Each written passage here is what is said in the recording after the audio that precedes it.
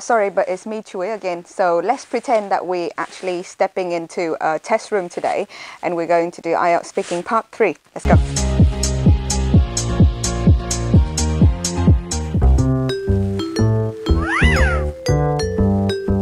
So this is the face that you should definitely not do when you step into a test room, because if you are nervous, you're going to make yourself even more nervous and you probably will freak out the examiner as well. So just, step into the room like a normal person and speak to the examiner like a normal person. I mean, they're quite normal. So, yeah, sorry, examiner, let's go. Okay, so are you ready? A little bit. Alright, so the first question for you is, what kinds of pollution are serious in your country?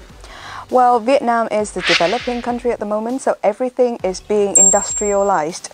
And so I would say that for the fact that a lot of factory has been built and set up in Vietnam, so water and air pollution is a serious problem right now. So what can individuals do to protect our environment?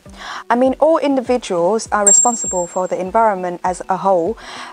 So there are a few things that people could definitely do to try to tackle this problem. First, people could try to avoid using single-use products like plastic bottles and plastic bags and plastic rice boxes and take-away boxes. Instead, they could buy their own flask, they could buy their own bottles, they could buy their own box and they carry it around, and that would reduce a lot of plastic consumed in the country. Secondly, people could also try not to throw garbage all over the place and actually either put them into the proper bin or bring the trash back home with them. Okay, so why is there a need to involve government in environment protection? Well, everything should be done on a grand scale. So even though all the individuals make their most effort in protecting the environment, if it's not done on a grand scale, then it's not possible. So I think the involvement of the government is definitely necessary. So the government could impose a lot of policies on environment protecting in terms of recycling, in terms of pressuring all the factories not to produce as much waste as they're doing now, and a whole lot more they can do to try to protect the environment, and then the individuals can slowly get involved in that as well. Okay. So in the future, what do you think will be some of the effects of global warming? Well, I mean, global warming itself is not 100% caused by human beings.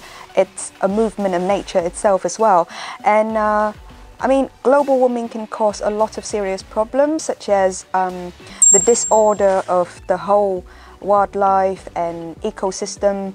The ice will melt. Because ice will melt, then all the species living based on ice will slowly decrease in numbers and eventually extinct. And because of a high temperature, life will be more difficult. People will have to be dependent on air conditioning a lot more, and people without air conditioning might suffer from serious diseases and die. So is it important to teach students environmental protection at school? Well, I mean, for environment protecting as one subject might be a little bit too much, but I'm sure it could be put in as elements in certain subjects, like you can teach about environment protecting in science classes. You can also teach it in English classes as one topic, so it could nestle itself in to other subjects rather than making it such a big deal and serious deal and make it become one subject, because it will take a lot of time researching and actually designing the schedule and the syllabus. Thank you very much. That should be the end of your speaking test. Thank you. Okay. Can I go now? Yeah, please. As you can see, I have just finished my IELTS Part 3 speaking test with the examiner. Usually the examiners are quite nice, and they will try at least to not make you pressured. So just make sure you learn your vocabulary, you practice your fluency, and you practice your confidence as well, and you should be able to do it. Thank you. That's the end of the video today. Hope to see you again. Bye.